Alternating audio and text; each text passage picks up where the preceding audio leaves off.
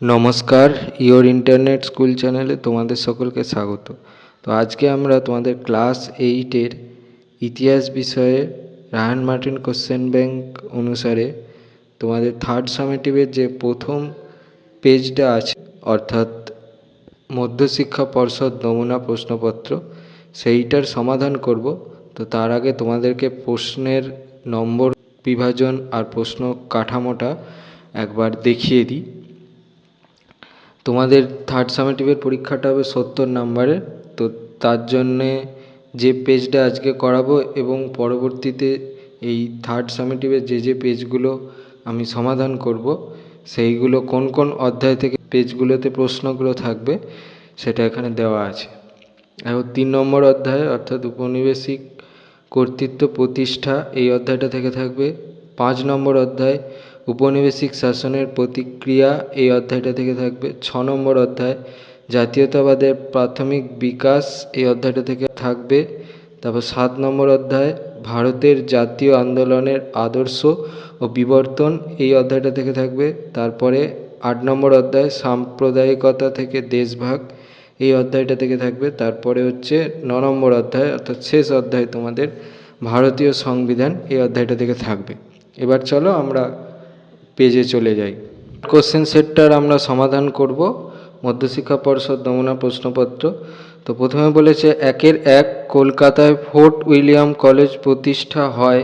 Option A 1800 খ্রিস্টাব্দে, option B 1817 খ্রিস্টাব্দে, option C 1781 খ্রিস্টাব্দে, অপশান ডি 1830 খ্রিস্টাব্দে। সঠিক অপশানটা হবে অপশান এ 1800 খ্রিস্টাব্দে। পরবর্তী 2 নম্বর দাগের প্রশ্নটা বলেছে 1812 খ্রিস্টাব্দে পাকাপাকিভাবে বিলুপ্ত হয়। অপশান এ সিপাহী বাহিনী, অপশান বি দারোগা ব্যবস্থা, অপশান সি ফৌজদারি ব্যবস্থা, অপশান ডি সিভিল সার্ভিস। সঠিক অপশানটা হবে অপশান বি দারোগা ব্যবস্থা। তারপর 3 নম্বরের প্রশ্নটা বলেছে হিন্দু কলেজের সঙ্গে যুক্ত ছিলেন না। Option A David Hare, option B Edward Hyde East, option C Rammohan Roy, option D Nathaniel Brassey Halhed. যিনি যুক্ত ছিলেন না সেটা হচ্ছে option D Nathaniel Brassey Halhed. তারপর 4 নম্বর প্রশ্নটা বলেছে আত্মীয় সভা প্রতিষ্ঠা করেন। Option A Rammohan Roy, option B Swami Dayanand Saraswati, option C Rajnarayan Basu, option D Vishnu Shastri Pandit. তার সঠিক অপশানটা হবে অপশান এ রামমোহন রায়। পরবর্তী প্রশ্নটা বলেছে হুল শব্দের অর্থ। অপশান এ মহাজন, অপশান বি জমিদার, অপশান সি বিদ্রোহ, অপশান ডি বহিরাগত। সঠিক অপশানটা হবে অপশান সি বিদ্রোহ। তার পরবর্তী প্রশ্নটা বলেছে 1857 এর বিদ্রোহে গ্রামে খবর দেওয়া নেওয়ার মাধ্যম ছিল। অপশান এ রুটি, অপশান বি চিঠি, option C telegraph, option D সংবাদপত্র। সঠিক অপশানটা হবে অপশান এ রুটি। তারপর 7 প্রশ্নটা বলেছে কংগ্রেসের প্রথম অধিবেশনে বেশিরভাগ প্রতিনিধি যোগ দিয়েছিলেন। Option A Bangla, option B Madras, option C Bombay, option D Delhi থেকে। সঠিক অপশানটা হবে অপশান সি বোম্বাই। প্রশ্নটা বলেছে 8টা 1905 খ্রিস্টাব্দে বঙ্গভঙ্গের সরকারি ঘোষণা করা হয়। অপশান এ 16 অক্টোবর, অপশান বি 19 জুলাই, অপশান সি 30 ডিসেম্বর, অপশান ডি 30 এপ্রিল। সঠিকটা হবে অপশান বি 19 জুলাই। পরবর্তী প্রশ্নটা বলেছে গান্ধীর নেতৃত্বে হওয়া আন্দোলনগুলির কোন সময়ক্রমটি ঠিক, মানে পরপর কোন আন্দোলনগুলো হয়েছিল সেই সময়ক্রমটা জানতে চেয়েছে। অপশান এ চম্পারণ, খেরা, ভারত ছাড়ো, অহিংস অসহযোগ, অপশান বি খেরা, চম্পারণ, ভারত ছাড়ো, অহিংস অসহযোগ, অপশান সি চম্পারণ, খেরা, অহিংস অসহযোগ, ভারত ছাড়ো, অপশান ডি খেরা, ভারত ছাড়ো, অহিংস অসহযোগ, চম্পারণ। তাহলে সঠিক অপশানটা হবে অপশান সি চম্পারণ, খেরা, অহিংস অসহযোগ, ভারত ছাড়ো। পরবর্তী প্রশ্নটা বলেছে এদের মধ্যে কে 1930 খ্রিস্টাব্দের 8 ডিসেম্বরের রাইটার্স বিল্ডিং অভিযানে সঙ্গে যুক্ত ছিলেন না। Option A Binoy Basu, option B Rasamoy Sur, option C Dinesh Gupta, option D Surya Sen. সঠিক অপশানটা হবে অপশান ডি সূর্য সেন। পরবর্তী প্রশ্নটা বলেছে ফরাসির বদলে ইংরেজিকে সরকারি ভাষায় স্বীকৃতি দেওয়া হয়। অপশান এ 1885 খ্রিস্টাব্দে, অপশান বি 1837 খ্রিস্টাব্দে, অপশান সি 1932 খ্রিস্টাব্দে, অপশান ডি 1898 খ্রিস্টাব্দে। সঠিক অপশানটা হবে অপশান বি 1837 খ্রিস্টাব্দে। পরবর্তী প্রশ্নটা বলেছে ইউনিয়নিস্ট পার্টির নেতা ছিলেন option A sir Sikandar Hayat Khan, option B Chakravarti Raj Gopalachari, option C Motilal Nehru, option D Mohammad Iqbal. সঠিক অপশানটা হবে option A sir Sikandar Hayat খান। পরবর্তী প্রশ্নটা বলেছে স্বাধীন ভারতের সংবিধানের মূল রূপকার, option A Jawaharlal Nehru, option B B R Ambedkar, option C Rajendra Prasad, option D Mahatma Gandhi. সঠিক অপশানটা হবে option B B R Ambedkar. পরবর্তী প্রশ্নটা বলেছে রাজসভায় রাষ্ট্রপতি নিয়োগ করতে পারেন, option A 12, option B 15, option C 10, option D 9 জন সদস্যকে। সঠিক অপশানটা হচ্ছে অপশান এ 12 জন সদস্যকে। পরবর্তী প্রশ্নটা বলেছে 2-1 ঠিক না ভুল লেখো। স্যার এলিজা ইম্পে সুপ্রিম কোর্টের প্রধান বিচারপতি ছিলেন, এটা ঠিক হবে। পরবর্তী প্রশ্নটা বলেছে 2 শূন্যস্থান পূরণ করো। কলকাতায় এশিয়াটিক সোসাইটি প্রতিষ্ঠা করেছিলেন ড্যাশ, উত্তরটা হবে উইলিয়াম জোন্স। পরবর্তী প্রশ্নটা বলেছে 2-3 বেমানান শব্দটি খুঁজে বের করো। Lord Cornwallis, Lord Bentinck, Warren Hastings, William পিট। তাহলে বেমানানটা হচ্ছে উইলিয়াম পিট। এবার 4 বলেছে স্তম্ভ দুটি মিলিয়ে লেখো। ক স্তম্ভ খ স্তম্ভ। ক স্তম্ভে এতে বলেছে আত্মারাম পাণ্ডুরং, বিতে বলেছে নীলদর্পণ, সিতে বলেছে হরিশ্চন্দ্র মুখোপাধ্যায়, ডিতে বলেছে ইন্ডিয়ান লীগ, ইতে বলেছে শিবাজি উৎসব। খ স্তম্ভের এতে বলেছে দীনবন্ধু মিত্র, বিতে বলেছে প্রার্থনা সমাজ, সিতে বলেছে শিশির কুমার ঘোষ, ডিতে বলেছে বালগঙ্গাধর তিলক, ইতে বলেছে হিন্দু প্যাট্রিয়ট। তাহলে এ এরটা ই, বি এরটা এ, সি এরটা বি, ডি এরটা সি, ই এরটা ডি হবে। পরবর্তী প্রশ্নটা বলেছে 5 কাকোরি ষড়যন্ত্র কি? স্টেশনে রেল ডাকাতির অভিযোগে বিপ্লবীদের বিরুদ্ধে ব্রিটিশ সরকারের রুজু করা মামলা। প্রশ্নটা বলেছে কোন জাহাজে প্রথম নৌ বিদ্রোহ শুরু হয়েছিল? এটা হবে তলোয়ার জাহাজে। পরবর্তী প্রশ্নটা বলেছে 7 শূন্যস্থান পূরণ করো। স্বাধীন পাকিস্তান রাষ্ট্রের জন্ম হয়েছিল ড্যাশ, উত্তরটা হবে 1947 খ্রিস্টাব্দে 14 আগস্ট। পরবর্তী প্রশ্নটা বলেছে 8 ঠিক না ভুল লেখো। চৌধুরী রহমত আলীর লেখায় পাকিস্তানের প্রসঙ্গ ছিল, এটা ঠিক হবে। পরবর্তী প্রশ্নটা বলেছে বেমানান শব্দটি খুঁজে বের করো। ধর্মনিরপেক্ষ, গণতান্ত্রিক, সার্বভৌম, ধনতান্ত্রিক। বেমানানটা হচ্ছে ধনতান্ত্রিক। তারপরে 10 প্রশ্নটা বলেছে পুনা চুক্তি কাদের মধ্যে হয়েছিল? উত্তরটা হচ্ছে ডক্টর ভীমরাও আম্বেদকর ও মহাত্মা গান্ধীর মধ্যে। পরবর্তীতে 3-1 বলেছে এশিয়াটিক সোসাইটি কেন প্রতিষ্ঠা করা হয়েছিল? এই উত্তরটা বলছি তোমাদের রায়ান মার্টিন সহায়িকার 82 নম্বর পাতা থেকে, ঠিক আছে? পাতা নাম্বারটা যদি তোমরা না বুঝতে পারো সেই জন্য আমি বলে দিলাম।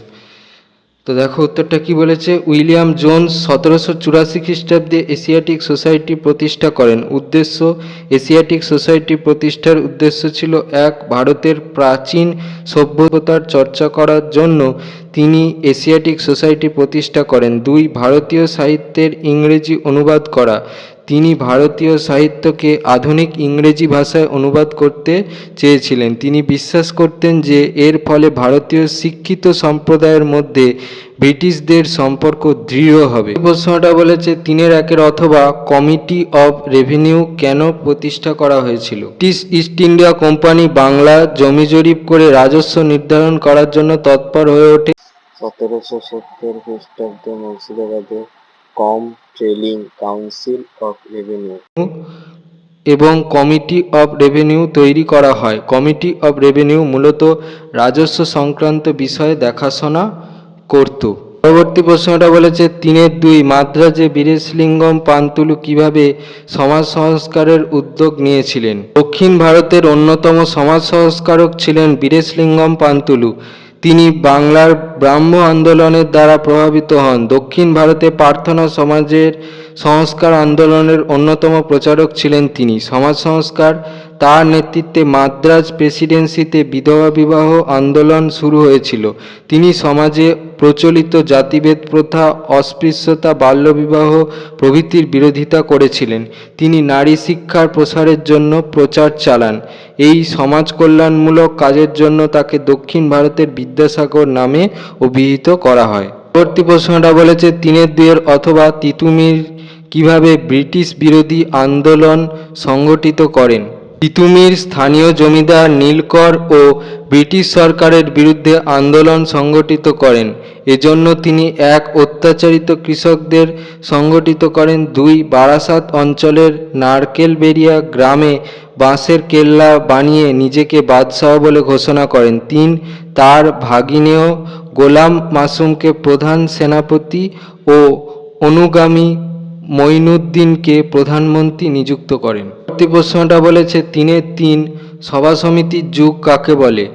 ইংরেজ। ঔপনিবেশিক শাসনে নতুন ভূমি বন্দোবস্ত, নতুন শিল্প বাণিজ্য ও পাশ্চাত্য শিক্ষা ভারতীয় সমাজে পুঁজিবাদী উচ্চবিত্ত শ্রেণী গড়ে তোলে। তারা শ্রেণীস্বার্থ রক্ষার জন্য বিভিন্ন সভা সমিতি প্রতিষ্ঠায় উদ্যোগী হয়েছিলেন। সভা সমিতি সমূহ 1836 খ্রিস্টাব্দে বঙ্গভাষা প্রকাশিকা সভা প্রতিষ্ঠার মধ্য দিয়ে সূচনা এবং 1885 খ্রিস্টাব্দে জাতীয় কংগ্রেস প্রতিষ্ঠার মধ্য দিয়ে সভা সমিতির যুগ শেষ হয়। এ যুগের উল্লেখযোগ্য সমিতিগুলি ছিল ব্রিটিশ ইন্ডিয়ান অ্যাসোসিয়েশন, পুনা সার্বজনিক সভা, বোম্বাই নেটিভ অ্যাসোসিয়েশন, মাদ্রাজ মহাজন সভা, কলকাতায় ইন্ডিয়ান লীগ ও ইন্ডিয়ান অ্যাসোসিয়েশন। তারপর প্রতিষ্ঠিত হয় ভারতীয় জাতীয় কংগ্রেস। ভারতের প্রত্যেকটি প্রেসিডেন্সি শহর ও অন্যান্য শহরে এই সময় 1857 থেকে 1885 খ্রিস্টাব্দে বহু রাজনৈতিক প্রতিষ্ঠান গড়ে ওঠার ফলে অধ্যাপক অনিল শীল এই সময়কালকে সভা সমিতির যুগ বলে অভিহিত করেছেন। পরবর্তী প্রশ্নটা বলেছে 3-এর 3 অথবা হিউম ডাফরিন ষড়যন্ত্র তত্ত্ব কী। জাতীয় কংগ্রেস প্রতিষ্ঠা সম্বন্ধে বিভিন্ন মত প্রচলিত আছে। এর অন্যতম হল হিউম ডাফরিন ষড়যন্ত্র তত্ত্ব। হিউম ছিলেন একজন ইংরেজ সিভিল সার্ভেন্ট। তার পুরো নাম অ্যালেন অক্টেভিয়ান হিউম। ডাফরিন ছিলেন ভারতের ভাইসরয়। হিউম ডাফরিন ষড়যন্ত্র বলতে বোঝায় যে হিউম ও ডাফরিনের ষড়যন্ত্রেই নাকি জাতীয় কংগ্রেসের প্রতিষ্ঠা হয়েছে। হিউমের জীবনীকার উইলিয়াম ওয়েডারবার্নের জাতীয় কংগ্রেস প্রতিষ্ঠার এই তত্ত্ব হিউম ডাফরিন ষড়যন্ত্র তত্ত্ব নামে পরিচিত। জাতীয় কংগ্রেস প্রতিষ্ঠার ক্ষেত্রে হিউমের বিশেষ ভূমিকা ছিল, কিন্তু ডাফরিন কংগ্রেসকে আনুবীক্ষণিক সংকল্প বলে ব্যাখ্যা করেন। তাই ষড়যন্ত্র তত্ত্বটি কাল্পনিক ও ভিত্তিহীন। পরবর্তী প্রশ্নটা বলেছে 3-এর 4 স্বরাজ্যপন্থী কাদের বলা হতো। স্বরাজ্যপন্থী অসহযোগ আন্দোলন প্রত্যাহারের পর 1922 খ্রিস্টাব্দের মার্চ মাসে গান্ধীজি গ্রেপ্তার হলে জাতীয় রাজনীতিতে এক সংকটময় পরিস্থিতির উদ্ভব হয়। এই পরিস্থিতিতে কংগ্রেসের কিছু সদস্য নির্বাচনে অংশগ্রহণ করে আইনসভায় প্রবেশের পক্ষপাতী হয়ে পড়েন। এরা পরিবর্তনপন্থী গোষ্ঠী নামে পরিচিত হন। এই পরিবর্তনকামী গোষ্ঠী কংগ্রেসের মধ্যে থেকেই 1923 খ্রিস্টাব্দের 1 জানুয়ারি চিত্তরঞ্জন দাস ও মতিলাল নেহেরুর নেতৃত্বে স্বরাজ্য দল গঠন করে। এই দলের সদস্যদেরই স্বরাজ্যপন্থী বলা হতো। পরবর্তী প্রশ্নটা বলেছে 3-এর 4 অথবা খুদা ই খিদমতগার কাদের বলা হতো। খুদা ই খিদমতগার ভারতের উত্তর পশ্চিম সীমান্ত অঞ্চলে খান আব্দুল গফর খানের নেতৃত্বে আইন অমান্য আন্দোলন তীব্র আকার ধারণ করেছিল। গান্ধীবাদী এই নেতা সীমান্ত গান্ধী নামে পরিচিত ছিলেন। তার নেতৃত্বে যে দল গড়ে উঠেছিল তার নাম ছিল খুদা ই খিদমতগার। খুদা ই খিদমতগার দলের সদস্যরা লাল রঙের কুর্তা পরতেন বলে এই দল লাল কুর্তা বাহিনী নামেও পরিচিত ছিল। পরবর্তী প্রশ্নটা বলেছে 3-এর 5 পাকিস্তান প্রস্তাব কি। 1940 খ্রিস্টাব্দের 23 মার্চ মুসলিম লীগের লাহোর অধিবেশন ছিল বিশেষ গুরুত্বপূর্ণ। জাতীয় কংগ্রেস যেমন লাহোর অধিবেশনে সালটা হচ্ছে 1929 খ্রিস্টাব্দ পূর্ণ স্বরাজ প্রস্তাব পাশ করে, তেমনি মুসলিম লীগ এই অধিবেশনে পৃথক রাষ্ট্র গঠনের প্রস্তাব পাশ করে। একে লাহোর প্রস্তাব বা পাকিস্তান প্রস্তাব বলা হয়। লাহোর প্রস্তাব বা পাকিস্তান তৈরির প্রেক্ষাপট রচনা মোহাম্মদ আলী জিন্নাহ সভাপতিত্বে এই অধিবেশন অনুষ্ঠিত হয়। প্রস্তাবটি রচনা করেন পাঞ্জাবের নেতা সিকান্দার হায়াত খান ও যুক্তপ্রদেশের নেতা খালিকুজ্জামান। প্রস্তাবটি উত্থাপিত করেন বাংলার প্রধানমন্ত্রী ফজলুল হক। প্রস্তাবে বলা হয়, ভৌগোলিক ও স্থানগত পুনর্বিন্যাস করে মুসলিম প্রদেশগুলির পুনর্গঠন করতে হবে। এইগুলি হবে স্বশাসিত ও সার্বভৌম। জিন্নাহ দ্বিজাতি তত্ত্ব ব্যাখ্যা করেন এবং মুসলিমদের আলাদা রাষ্ট্রের দাবি তোলেন। এরপর মুসলিম লীগ আলাদা রাষ্ট্রের দাবিতে আন্দোলন শুরু করলে তা পাকিস্তান তৈরির প্রেক্ষাপট রচনা করে। পরবর্তী প্রশ্নটা বলেছে 3-5 অথবা কৃষক প্রজা পার্টির মূল বক্তব্য কী ছিল? বাংলায় কৃষক প্রজা পার্টির প্রতিষ্ঠা করেন A.K. ফজলুল হক। এই দলের মূল বক্তব্য হলো 1. কৃষক প্রজা পার্টি ছিল একটি অসাম্প্রদায়িক রাজনৈতিক দল এবং 2. এই দল হিন্দু ও মুসলমান কৃষকদের স্বার্থে জমিদারি প্রথার বিলোপ, খাজনার হার হ্রাস, শিক্ষার প্রসার প্রভৃতি কর্মসূচি গ্রহণ করে। পরবর্তী প্রশ্নটা বলেছে 3-6 সংবিধান কাকে বলে? সংবিধান হলো দেশের সর্বোচ্চ আইন। আইন কথার অর্থই হলো বিধান বা নিয়ম। সুতরাং দেশ শাসন বা রাষ্ট্র পরিচালনার জন্য যে নিয়ম বা আইনের সমষ্টি সংকলিত হয় তাকেই সংবিধান বলে। সংবিধান রক্ষার দায়িত্ব একমাত্র দেশের জনগণের। পরবর্তী প্রশ্নটা বলেছে 3-6 অথবা ভারতের রাষ্ট্রপতি পদে নির্বাচিত হওয়ার যোগ্যতা কী? রাষ্ট্রপতি পদে নির্বাচিত হওয়ার যোগ্যতা। ভারতের রাষ্ট্রপতি পদে নির্বাচিত হওয়ার যোগ্যতাগুলি হল নিম্নরূপ: 1. প্রার্থীকে অবশ্যই ভারতীয় নাগরিক হতে হবে। ব্যক্তির বয়স হতে হবে ন্যূনতম 35 বছর। 3. কোনো লাভজনক বা সরকারি পদে বহাল থাকা যাবে না। পরবর্তী প্রশ্ন বলেছে 4-1 টিকা লেখো। স্যার সৈয়দ আহমদ খান। মুসলমান সংস্কারকদের মধ্যে অন্যতম ছিলেন স্যার সৈয়দ আহমেদ খান। 1817 থেকে 1898 খ্রিস্টাব্দ। প্রথম জীবনে চাকরির সুবাদে স্যার সৈয়দ আহমদ উপনিবেশিক ব্রিটিশ প্রশাসনের সঙ্গে যুক্ত ছিলেন। নানান সংস্কার উদ্যোগ। স্যার সৈয়দ আহমদ মুসলমানদের মধ্যে ইংরেজি শিক্ষার প্রসার বা বিজ্ঞান চর্চার উদ্যোগ নেন। তিনি বিভিন্ন বিজ্ঞানের বই উর্দু ভাষায় অনুবাদ করেন। তিনি আধুনিক যুক্তিবাদ ও বিজ্ঞানের আলোয় কোরআনকে ব্যাখ্যা করেন। শিক্ষা প্রতিষ্ঠা Syed Ahmed Aligarh Anglo oriental college প্রতিষ্ঠা করেন। সালটা হচ্ছে 1875 খ্রিস্টাব্দ। পরবর্তী প্রশ্নটা বলেছে 4-1 অথবা টিকা লেখো। সাঁওতাল হুল। ব্রিটিশ উপনিবেশিক শাসনকালে ভারতে বিভিন্ন উপজাতি বিদ্রোহের মধ্যে অন্যতম ছিল সাঁওতাল হুল বা সাঁওতাল বিদ্রোহ 1855 থেকে 56 খ্রিস্টাব্দ। কারণ এই বিদ্রোহের অন্যতম কারণ ছিল জমিদার, বহিরাগত মহাজন অর্থাৎ দিকু ও ইউরোপীয় কর্মচারীদের অত্যাচার। সাঁওতাল বিদ্রোহে নেতৃত্ব দেন সিধু কানু, চাঁদ ও ভৈরব প্রমুখ সাঁওতাল নেতা। প্রসার: ভাগলপুর থেকে রাজমহল এলাকা পর্যন্ত এই বিদ্রোহ ছড়িয়ে পড়ে। গুরুত্ব: সাঁওতাল বিদ্রোহের জেরে ব্রিটিশ প্রশাসন সাঁওতালদের স্বার্থ রক্ষার জন্য সাঁওতাল পরগনা গড়ে তোলে। পরবর্তী প্রশ্নটা বলেছে 4-2 জাতীয় কংগ্রেস প্রতিষ্ঠার ক্ষেত্রে হিউমের ভূমিকার সমালোচনামূলক বিশ্লেষণ করো। জাতীয় কংগ্রেস প্রতিষ্ঠাকালে ভারতের ভাইসরয় ছিলেন লর্ড ডাফরিন। সেফটি ভালভ তত্ত্বের অবতারণার দ্বারা অ্যালেন অক্টেভিয়ান হিউম সিমলাতে ব্রিটিশ সরকারের সচিব পদে থাকাকালীন স্বরাষ্ট্র দপ্তরের বেশ কিছু নথিপত্র দেখার সুযোগ পান।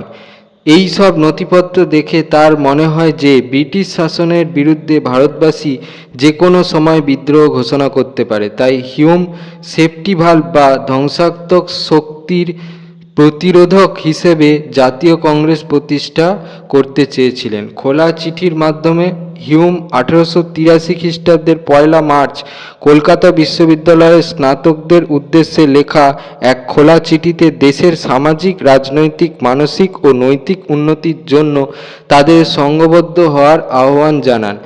ইন্ডিয়ান ন্যাশনাল ইউনিয়ন প্রতিষ্ঠার মাধ্যমে হিউম একটি সর্বভারতীয় রাজনৈতিক প্রতিষ্ঠান গঠনের জন্য ইন্ডিয়ান ন্যাশনাল ইউনিয়ন বা ভারতীয় জাতীয় সমিতি নামে একটি সংস্থা গড়ে তোলেন। সালটা হচ্ছে 1883 খ্রিস্টাব্দ। হিউম ডাফরিন ষড়যন্ত্রের মাধ্যমে হিউম বড়লাট ডাফরিনের সঙ্গে দেখা করেন এবং এক সর্বভারতীয় রাজনৈতিক প্রতিষ্ঠান গঠনের প্রস্তাব দেন। ইতিহাসবিদ রজনীপাম দত্তের মতে হিউম ও ডাফরিনের ষড়যন্ত্রের ফলশ্রুতি হল কংগ্রেস। প্রশ্নটা বলেছে 4-2 অথবা অর্থনৈতিক জাতীয়তাবাদের মূল বক্তব্যের সঙ্গে বয়কট ও স্বদেশী আন্দোলনের কোনো যোগ তুমি খুঁজে পাও কি? যুক্তি দিয়ে বিশ্লেষণ করো। অর্থনৈতিক জাতীয়তাবাদের মূল বক্তব্য: উপনিবেশিক ভারতের আর্থিক দুরবস্থার জন্য নরমপন্থীরা ব্রিটিশ শাসনের সমালোচনা করেন। তারা বলেন ভারত ধীরে ধীরে ব্রিটেনের কৃষিজ কাঁচামাল যোগানের ভূমিতে পরিণত হয়েছে। ভারতের কৃষি নির্ভর অর্থনীতি শুধুমাত্র ব্রিটেনের আর্থিক স্বার্থ রক্ষার জন্যই ব্যবহার হচ্ছে। পরিণাম হিসেবে ভারতের কৃষি ও শিল্পের ধ্বংস সাধন হচ্ছে। প্রসঙ্গত, অর্থনৈতিক জাতীয়তাবাদের প্রবক্তা ছিলেন দাদাভাই নৌরোজি, মহাদেব গোবিন্দ রানাডে, রমেশচন্দ্র দত্ত প্রমুখ। অর্থনৈতিক জাতীয়তাবাদের সঙ্গে বয়কট ও স্বদেশী যোগসূত্র: 1.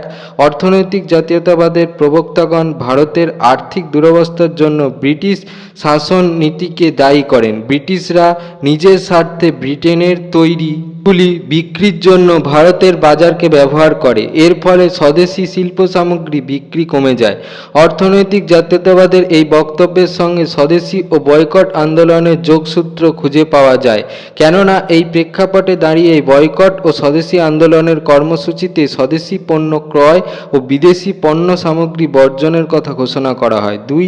অর্থনৈতিক জাতীয়তাবাদীরা বলেন ভারতের কৃষি নির্ভর অর্থনীতি শুধুমাত্র ব্রিটেনের আর্থিক স্বার্থ রক্ষার জন্যই ব্যবহার করা হচ্ছে। পরিণাম হিসেবে দেশীয় কৃষি ও শিল্পের ধ্বংসসাধন হচ্ছে। ভারত যাতে ব্রিটিশ মূলধন বিনিয়োগের একচেটিয়া ক্ষেত্র হয়ে না ওঠে, তার জন্য দেশীয় মূলধনে স্বদেশী শিল্প প্রতিষ্ঠান গঠনের উদ্যোগ শুরু হয়। প্রশ্নটা বলেছে 4-3 সাইমন কমিশন বিরোধী আন্দোলন কিভাবে সংগঠিত হয়েছিল? ভারতীয়দের সাংবিধানিক অধিকার খতিয়ে দেখার লক্ষ্যে জন সাইমন এর নেতৃত্বে গঠিত হয় সাইমন কমিশন। এই কমিশনে কোনো ভারতীয় সদস্য না থাকায় ভারতের সমস্ত রাজনৈতিক সংগঠনগুলি প্রতিবাদ জানায়। কংগ্রেস, মুসলিম লীগ এবং বামপন্থী সহ সমস্ত রাজনৈতিক দল সাইমন কমিশনকে সামাজিক ও রাজনৈতিক সর্বতোভাবে বর্জন করার শপথ গ্রহণ করে। দেশজুড়ে বিভিন্ন হরতালের মাধ্যমে কমিশনকে কালো পতাকা দেখিয়ে প্রতিবাদ জানানো হয় এবং সাইমন ফিরে যাও স্লোগানও দেওয়া হয়। প্রশ্নটা বলেছে 4-3 অথবা আইন অমান্য আন্দোলনে জনগণের অংশগ্রহণের চরিত্র কেমন ছিল? 1930 খ্রিস্টাব্দ থেকে 1934 খ্রিস্টাব্দের মে মাস পর্যন্ত 2 পর্বে আইন অমান্য আন্দোলন পরিচালিত হয়। এই 2 পর্বে অসহযোগ আন্দোলনে শহুরে শিক্ষিত ও মধ্যবিত্ত মানুষের যোগদান কম ছিল। কম সংখ্যক শ্রমিক আইন অমান্য আন্দোলনে যোগদান করেছিল। প্রথম পর্বে অর্থাৎ 1930 থেকে 1933 খ্রিস্টাব্দ পর্যন্ত প্রায় লক্ষাধিক মানুষ আন্দোলনে যোগদান করে জেলে যান। প্রশ্নটা বলেছে 4-4 খিলাফত আন্দোলনে মহাত্মা গান্ধীর ভূমিকা বিশ্লেষণ করো। হিন্দু মুসলমান ঐক্যে বিশ্বাসী গান্ধীজি খিলাফত আন্দোলনের প্রতি সমর্থন জানান। মুসলমান জনগোষ্ঠীর মধ্যে কংগ্রেসের ভিত্তি প্রসারিত করার জন্য গান্ধীজি উদ্যোগী হন।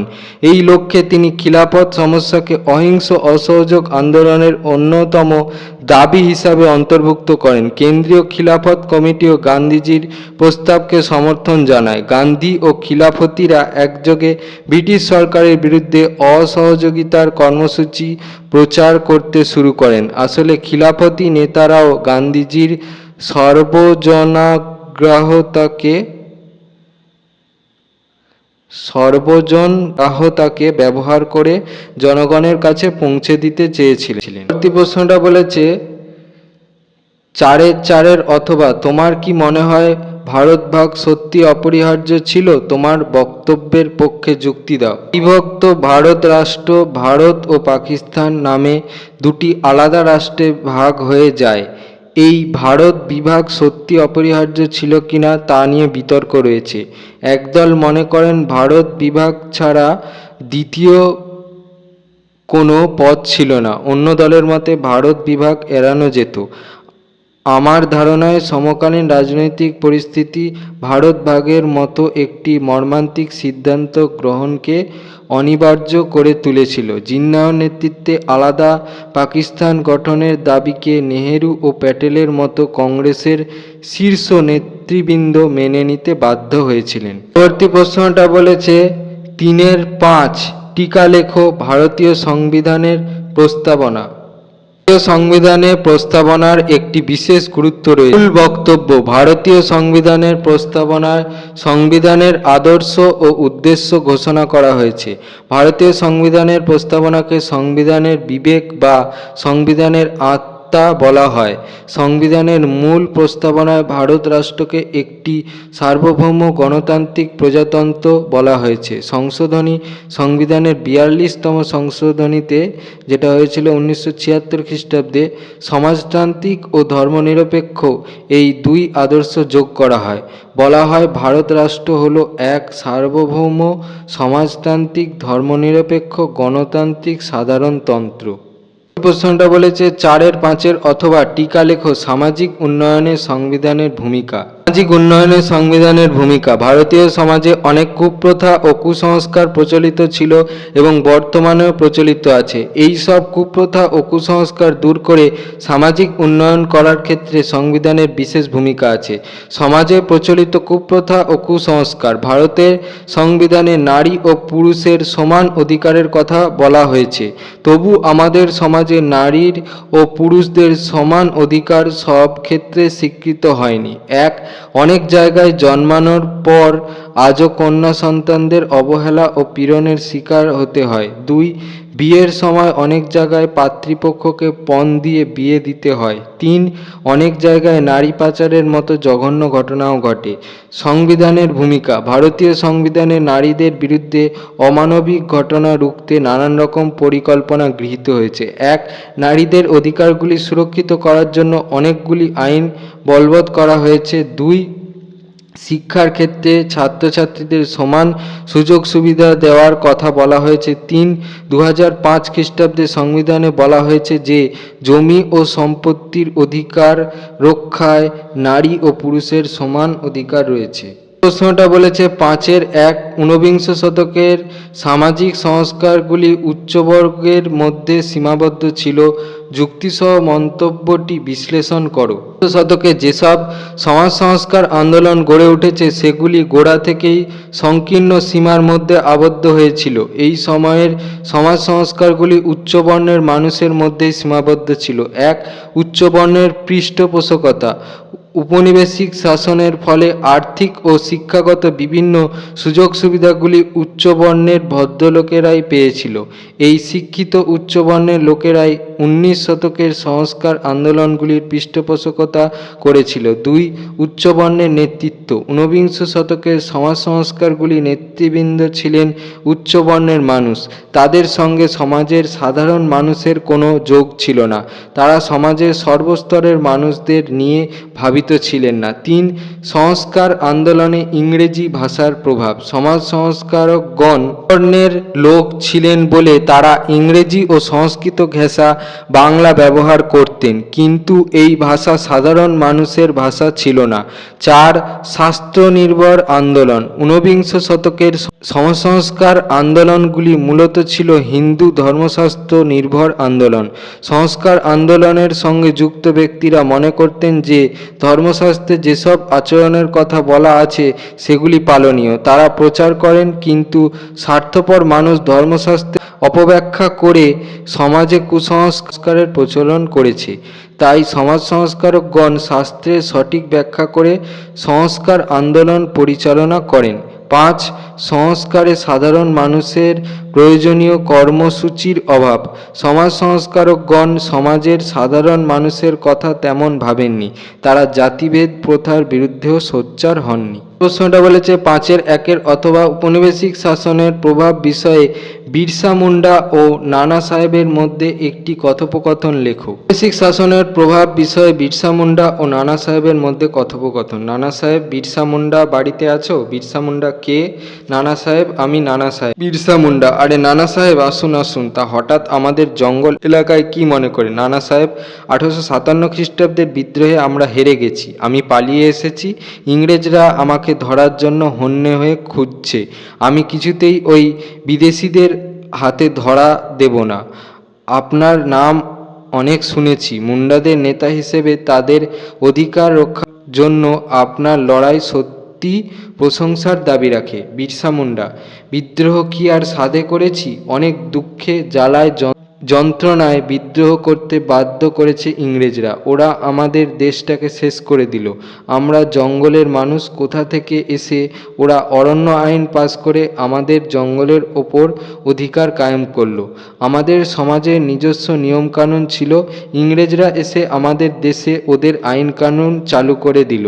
নানা সাহেব: শুধু কি আইন কানুন? আর লর্ড ওয়েলেসলি এসে অধীনতামূলক মিত্রতা নীতি চালু করে দেশীয় রাজাদের স্বাধীনতাটাই হরণ করে নিল তো। এ নিয়ে দক্ষিণ ভারতের শাসকরা যথেষ্ট ক্ষুব্ধ। বিরসা মুন্ডা: আর ওদের ভূমি রাজস্ব নীতি, যার উদ্দেশ্যই হলো কৃষকদের শোষণ করা। তাদের এই নীতির জন্য কৃষকরা প্রথম থেকেই ক্ষোভে ফেটে পড়েছে, বিদ্রোহ করেছে। নানা সাহেব: বলুন তো, একজন রাজা তার রাজ্য কাকে দেবে আর কাকে উত্তরাধিকারী করবে তাতে ইংরেজদের কি?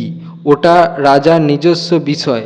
সেখানেও হস্তক্ষেপ করার জন্য তারা সত্যবিলোপ নীতি জারি করেছে। এই নীতিতে বলছে দেশীয় রাজাদের রাজ্য তার দত্তক পুত্র পাবে না। এ কেমন নীতি? এ নীতি আমি মানি না। প্রশ্নটা বলেছে 5-2, চরমপন্থী রাজনীতির উত্থানের মূল কারণগুলি কী ছিল? ভারতীয় জাতীয় কংগ্রেসের প্রথম পর্বের নরমপন্থী নেতৃবৃন্দ ব্রিটিশ সরকারের মহানুভবতার প্রতি আস্থাবান ছিলেন এবং আবেদন নিবেদন নীতিতে বিশ্বাসী ছিলেন, কিন্তু তাদের আবেদন নিবেদন নীতি ব্যর্থ হলে ভারতীয় রাজনীতিতে চরমপন্থী মতবাদের উদ্ভবের পটভূমি রচিত হয়। চরমপন্থার উদ্ভবের কারণগুলি হল: 1. নরমপন্থী নেতাদের আবেদন নিবেদন নীতির ব্যর্থতা। কংগ্রেসের প্রথম পর্বের নেতারা ইংরেজ সরকারের শুভবুদ্ধি ও ন্যায়বিচারের প্রতি আস্থাবান ছিলেন। তারা বিভিন্ন অধিকার আদায়ের জন্য আবেদন নিবেদন নীতির পক্ষপাতী ছিলেন, কিন্তু ব্রিটিশ সরকার নরমপন্থীদের সম্পূর্ণ অগ্রাহ্য করেছিল। তাই কংগ্রেসের তরুণ নেতারা হতাশাগ্রস্ত হয়ে পড়ে এবং বলিষ্ঠ কর্মপন্থা নিয়ে চরমপন্থী আন্দোলনের পথে পা বাড়ায়। কার্জনের প্রতিক্রিয়াশীল নীতি ও বঙ্গভঙ্গ। বড়লাট লর্ড কার্জনের প্রতিক্রিয়াশীল নীতিকে চরমপন্থী মতবাদের উদ্ভবের প্রত্যক্ষ কারণ হিসাবে চিহ্নিত করা যায়। লর্ড কার্জন 1899 খ্রিস্টাব্দে কলকাতা পৌরসভা আইন, 1904 খ্রিস্টাব্দে বিশ্ববিদ্যালয় আইন পাস করে ভারতীয়দের স্বায়ত্তশাসন ও শিক্ষার অধিকার খর্ব করেন। সর্বোপরি 1905 খ্রিস্টাব্দের 16 অক্টোবর বঙ্গভঙ্গ কার্যকরী করলে দেশবাসীর ক্ষোভ চরম আকার ধারণ করে এবং চরমপন্থী মতবাদের উদ্ভব হয়। 3. কংগ্রেসের মধ্যে গোষ্ঠীদ্বন্দ্ব ও ক্ষমতা দখলের লড়াই। কেমব্রিজ ঐতিহাসিকদের মতে চরমপন্থী মতবাদের উদ্ভবের কারণ হল কংগ্রেস নেতাদের মধ্যে গোষ্ঠীদ্বন্দ্ব ও ক্ষমতা দখলের লড়াই। তারা বলেছেন যে লালা রাজপথ রায়, বাল গঙ্গাধর তিলক, বিপিনচন্দ্র পাল, চিদাম্বরম পিল্লাই প্রমুখরা কংগ্রেসের প্রতিপক্ষ গোষ্ঠীকে ক্ষমতাচ্যুত করতে না পেরে চরমপন্থা গ্রহণ করেছিলেন। ডক্টর সুমিত সরকার বলেছেন যে কংগ্রেসের মধ্যে গোষ্ঠীদ্বন্দ্ব বা বিরোধ ছিল, কিন্তু তা ছিল সম্পূর্ণ আদর্শগত বিরোধ। 4.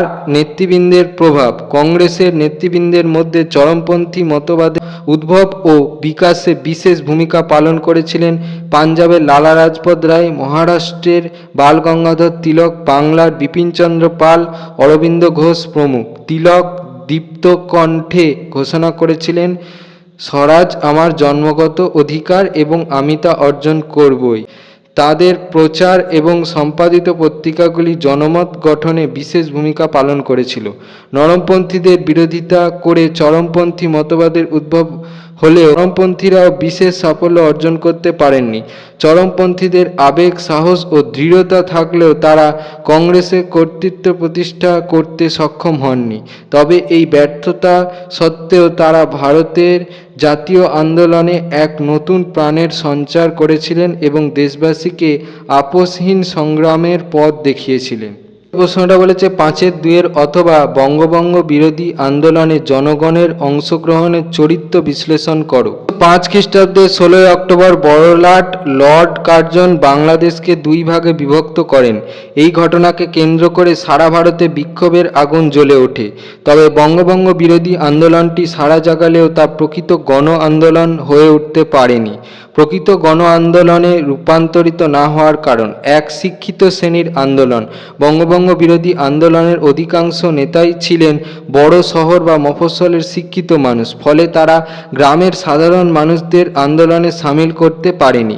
2. জনগণের উপযোগী কর্মসূচির অভাব। বঙ্গভঙ্গ বিরোধী আন্দোলনে সাধারণ জনগণের উপযোগী কোনো কর্মসূচি নেওয়া হয়নি। আন্দোলনের নেতৃবৃন্দ সামাজিক, অর্থনৈতিক ও সাংস্কৃতিকভাবে অধিকাংশ জনগণের উপযোগী কর্মসূচি গ্রহণ করতে ব্যর্থ হয়েছিলেন।